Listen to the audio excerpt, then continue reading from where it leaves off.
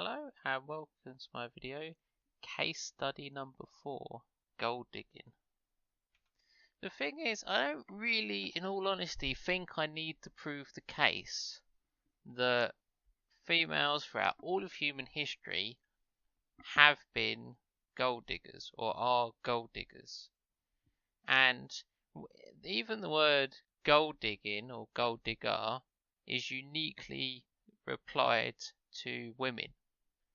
And I have spent years sort of joking in my mind trying to come up with the equivalent saying or an example of a male gold digger. And they do sometimes sort of get in the news like a male gold digger because it's so completely and utterly out of the normal. Okay, I'll give you an example of kind of a male gold digger, and that's Jennifer Lopez's former boyfriend, who was one of the dancers, and then they got divorced. But because she's obviously infinitively richer than him, she has to pay him alimony, which obviously is really, really funny. And one of the main things with sort of gold digging is when you bring gold digging up, the immediate gynocentric response is like, oh, all women aren't gold diggers.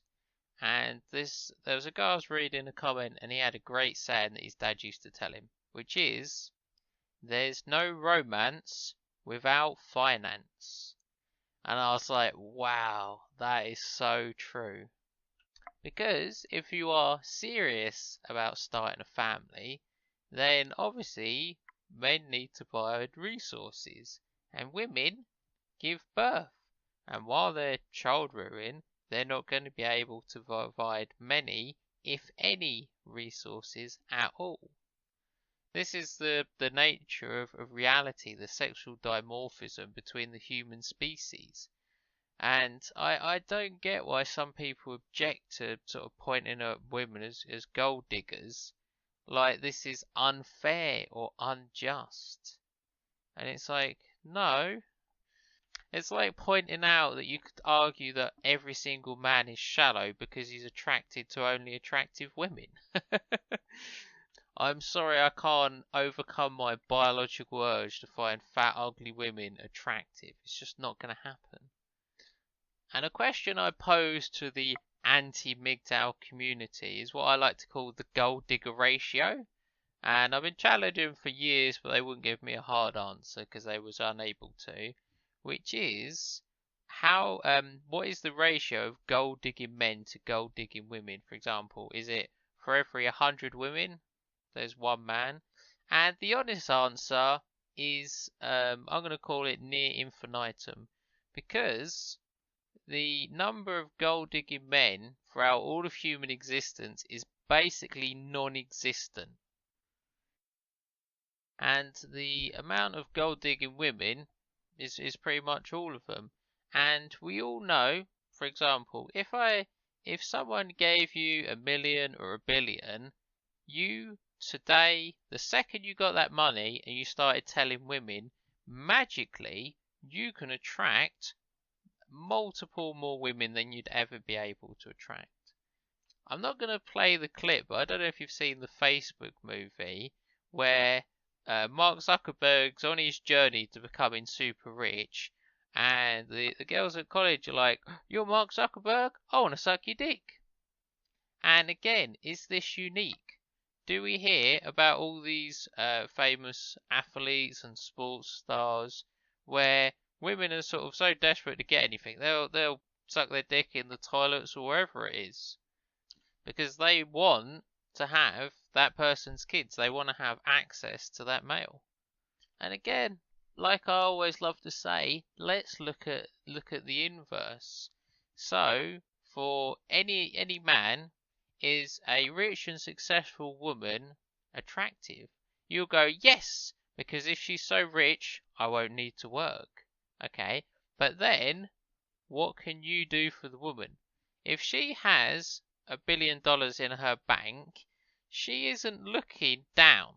Women don't look down. She's not looking down and saying, Well, I could date a guy with a couple million. That'd be fine. No, she's looking up. That's how hypergamy works. She'll look across the horizon and say, okay, well, who's there? And then she's going to have to realise that she's got so much money, she's going to have to settle down or never have kids. That's her two options.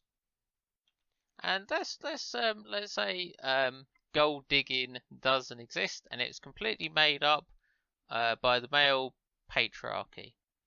Okay, let's take 10, 15, 20, 100 years into the future.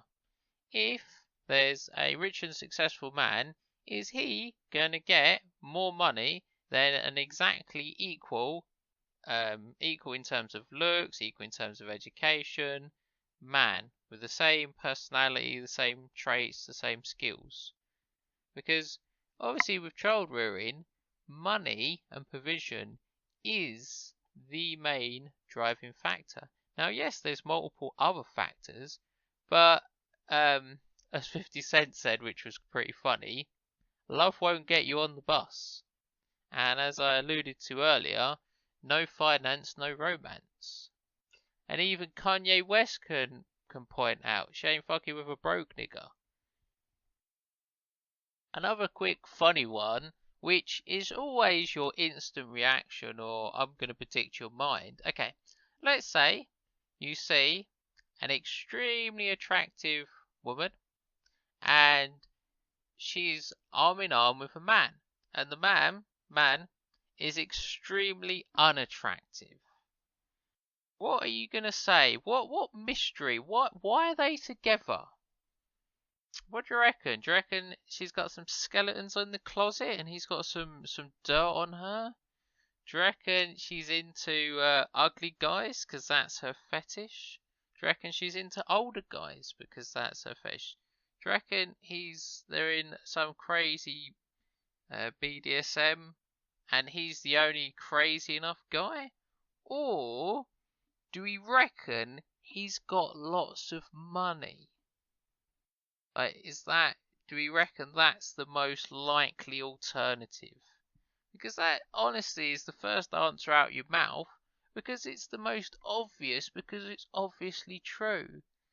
You can just look up any of the richest people. I'll be honest, I can't remember what Bill Gates' wife looks like, but when I think of sort of Mark Zuckerberg and all the other rich people, it's like, how did they get these ridiculously attractive women? Now, there's nothing morally or ethically wrong, and also with gold digging, we even have an industry. I can't remember exactly what it's called, but you have like sugar babies and sugar daddies, which is where the guy is stupidly rich and they literally say like, look, I'm a sugar baby, I'll I don't know, look after the house, give you lots of sex, I'll make myself look really, really good, I'll take you out, I'll support you, but in return you need to give me a lot of money and I want to live a lavish lifestyle. So we even have whole industries that are explicitly for this exact dynamic. And this dynamic isn't unique to them. It's more, they have so much more money, they can get these women who are, without, cough cough, hopefully without surgery, perfect tens. And the women know they're a perfect 10, so they're like, yeah, I really do look like I'm worth someone spending sort of hundreds of thousands or millions upon me.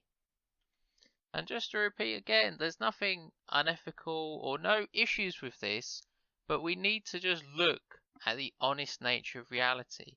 I can't be bothered to cite the statistics, but what's the number one thing that couples argue about? Oh, surprise, surprise, it's going to be money, isn't it? So, and what is money? So money is merely the ability to perpetually exist within a capitalist society.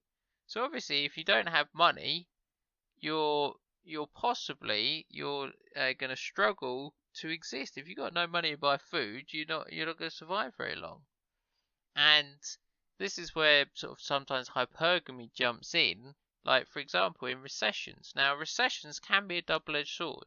So they can be a great excuse for the woman to jump ship from the guy she's been keeping in orbit for years. However, it could be the time where they really need to sort of hunker down and work together, because the opportunities to sort of thrive within the economy are extremely limited. And also, just to probably reiterate the point that I've probably done 100 times now, is so gold digging is absolutely essential to hypergamy, and the numbers of case studies throughout all of human history to prove gold digging. The thing is, when everyone says gold digging, there's no nuance, is there? There's no deeper levels. There's no you immediately know what gold digging is. It doesn't. The case doesn't need to be made, and we already have premise one. Gold digging is established, complete and utter fact. Therefore, hypergamy is just a more detailed way of analysing how women are applying their gold digging nature into reality and circumstances. And as TFM has pointed out, women are only as loyal as their opportunities. And as we can see, I'll try and find the case study of China. Now, what happened in China was extremely interesting. We had women who would marry guys who had these apartments that were worth, I think in US dollars, $2 million. So women would marry these really unattractive guys because they got a house in Shanghai. And magically, within 2 to 4 years, they were divorcing the guy and keeping the house. And surprise, surprise, loads of women were doing this. But remember, women aren't gold diggers, so there's no such thing as female nature. But because the Chinese government, in this instance, was non-gynocentric, said, fuck the women, fuck them. And they said, if someone's got an apartment, and you divorce them, tough shit, you don't own the apartment. If you didn't put a penny into the apartment or the property, then how the fuck are you keeping it at the end of 2 to 4 years? This doesn't make any sense. This is completely unjustified theft. However, in these enlightened Western societies, we don't do that. If someone lives with you for 10 years without putting a penny into the mortgage, miraculously, they deserve your house. In the UK, admittedly, there's some egalitarian things. For example, if I lived with a woman for 2 years and she paid the mortgage, I would have a stake in her mortgage, even though I possibly could have been living there rent-free for 2 years. So there's a 2-year window. And people wonder why MGTOW are always saying never cohabitate. Okay, thank you if you made it to the end of this slightly longer video. Thank you for listening, watching, and goodbye.